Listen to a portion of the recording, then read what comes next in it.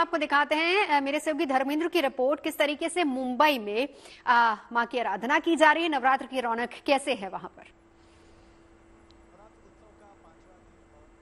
मौजूद हूँ रे रोड के माता रानी के दरबार में। सबसे पहले तस्वीरों से आप खुद इस भव्य प्रतिमा का दर्शन करें। आपको बताया कि मुंबई में मुझे लगता है कि सबसे ज़्यादा ऊंची जो देवी की मूर्ति है वो इन्हें ही कहा जा सकता है। लगभग 26 फीट की ऊंचाई है और हर बार ही देवी जिस सवारी पर विराजमान होती है उसे बदला जाता है। इस बार बकरी पर विराजमान है, इससे पहले मुर्गी पर विराजमान की गई थी। 35 साल का पूरा इतिहास रहा है इस पंडाल का और इस तरीके से भव्य माहौल से देवी को न केवल श्रृंगार दिया जाता है बल्कि दूर दराज से श्रद्धालु और भक्त दर्शन करने के लिए भी पहुंचते हैं। खास बात यह है कि दक्षिण मुंबई के जिस स्थान पर देवी माई विराजमान है आसपास ज्यादातर साउथ इंडियन होते हैं और उसी स्टाइल में देवी जी की पूजा भी की जाती है। कुछ देर पहले आरती की गई है और भोग क्या कुछ चढ़ाया गया है ये भी जरा देख लें। बकायदा केले के पत्तल बिछाए गए हैं, सांभर, चावल और वो भी जो भी साउथ इंडियन के व्यंजन होते हैं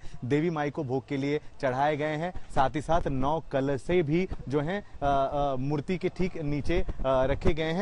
रोज ही 2 बार पूजा पाठ की जाती है और एक बड़ी संख्या में भक्त भी यहाँ जुटते हैं। खास बात यह है कि मूर्ति के पास हर कोई नहीं पहुंच पाता है, इसलिए यहाँ पर पादुका रखी गई है माता रानी की। हर कोई यहाँ पर आकर कुमकुम हल्दी चढ़ाता है। सुबह और शाम को 2 बार कर रहा हूँ और ये 35 साल से एक साल में एक रूप है।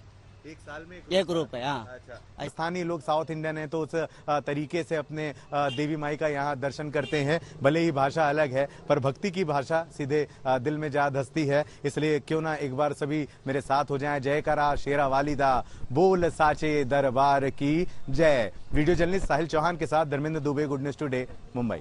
आप देख रहे हैं हमारा खास कार्यक्रम ये हुई ना बात और हम बात कर रहे हैं शारदीय नवरात्र की। आज है 5वां दिन, मां स्कंद माता की आराधना होती है, लेकिन साथ ही साथ कैसे नवरात्र, त्योहारी सीजन और आने वाला शादियों का सीजन हमारी इकोनॉमी को बूस्ट कर रहा है, उस पर भी दोनों खास मेहमान हमारे साथ मौजूद हैं जिनसे हम चर्चा करेंगे। दोनों अर्थशास्त्री हैं, उनके पास चले मार्केट ट्रेंड्स आपको दिखाएं। लेकिन उससे पहले अरविंद जी आपके पास आते हुए, क्योंकि आज मां स्कंद माता की आराधना हो रही है, आरती का विशेष महत्व क्या है और कौन सी आरती है जो जीवन के लिए बहुत फलदायी रहती है शाम के वक्त, संध्या आरती जब हम करते हैं? देखिए, संध्याकालीन वैसे आरती तो माता की सभी को आती है, लेकिन खास करके जो एक माँ की विशेष आरती और पुष्पांजलि के रूप में सुनते हैं, उस आरती को जरूर आप लगा के सुने। थोड़ा टाइम लगेगा 5-7 मिनट का, लेकिन वो विशिष्ट आपको फल प्रदान करेगी, उससे विशेष लाभ मिलेगा। आरती कौन सी है जिसके मैं जो है 2 लाइन बोल के बताता हूं।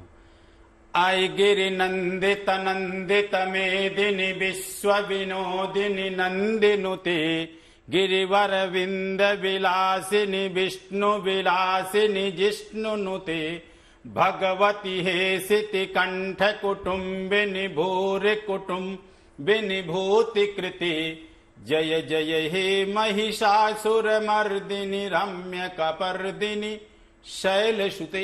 ये पुष्पांजलि है, 22 लगभग इसमें श्लोक हैं और इस पुष्पांजलि और आरती को आप सुनते हैं तो आपको लगभग जो संपूर्ण दुर्गा सप्तशती के पाठ का फल प्राप्त होता है वह अच्छे से आरती को पढ़ने या श्रवण करने से प्राप्त होगा।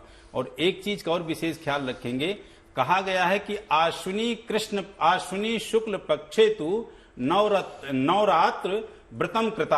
आश्विनी जो शुक्ल पक्ष का व्रत है, ये देवी भागवत पुराण कहता है कि इस टाइम में जो व्यक्ति व्रत रहता है, खास करके जो ये आपके शारदीय नवरात्रि हैं, तो उसका बहुत अत्यधिक फल प्राप्त होता है। आश्विनी शुक्ल पक्षेतु नवरात्र व्रताम शुभा।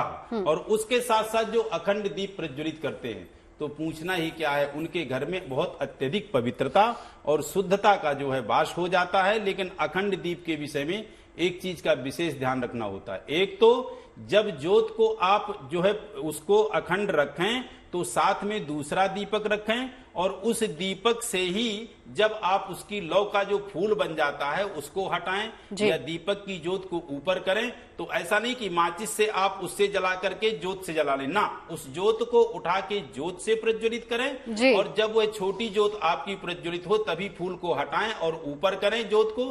शायद वो बुत जाती है, तो उसमें मन बिल्कुल आपको अपना हल्का नहीं करना है, नहीं कोई शक संदेह करना है, क्योंकि उसी ज्योत से ज्योत को आपने प्रज्वलित कर लिया है, दोबारा उसी से उसको प्रज्वलित कर देंगे तो आपका खंडित बिल्कुल नहीं माना जाएगा। ऐसे अखंड ज्योत को प्रज्वलित करें, इस प्रकार से भगवती की आप जो है सेवा करें, निश्चित रूप से आपके ऊपर अत्यधिक मां प्रसन्न होंगी।